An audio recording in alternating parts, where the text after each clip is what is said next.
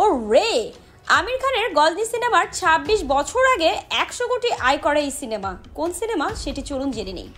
ভারতীয় সিনেমায় ১০০ কোটি রুপি আয় করা সিনেমার কথা উঠলেই প্রথমে আসে ২০০৮ সালে মুক্তি পাওয়া আমির খান অভিনীত গজনীর নাম। আর মুরাদ্দাস পরিচালিত সেই অ্যাকশন থ্রিলার ভারতের বাজারে ১০০ কোটি রুপির বেশি আয় করে নতুন এক যুগের সূচনা করেছিল। কিন্তু বিশ্বের বক্স অফিসে ১০০ কোটির মাইলফলক ছুঁয়ে ফেলা প্রথম ভারতীয় ছবির জন্ম হয়েছিল তারও ২৬ বছর আগে, অর্থাৎ ১৯৮২ সালে। নাচ ও অ্যাকশনের জাদুতে ভর করা ডিস্কো ডান্সারের হাত ধরে মাত্র ২ কোটি রুপি বাজেটে নির্মিত ডিস্কো ডান্সার মুক্তির পর ভারতে আয় করেছিল ৬ কোটি ৪২ লাখ রুপি।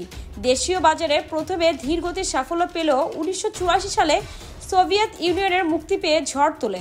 টানা কয়েক সপ্তাহ হাউসফুল শো চলে। সেখান থেকে ছবিটি উপার্জন করে ৬ কোটি সোভিয়েত রুবেল, যা তৎকালীন মূল্য প্রায় ৯৪ কোটি ৪২ লাখ রুপি।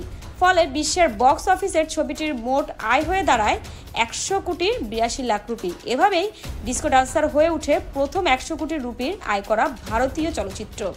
এ ছবির নায়ক ছিলেন নবাগত মিঠুন চক্রবর্তী। মুক্তির পরপরই ছবির সাফল্য তাকে রাতারাতি তারকা খ্যাতি এনে দেয়। আর অতিথি চরিত্রে ছিলেন রাজেশ খান্না।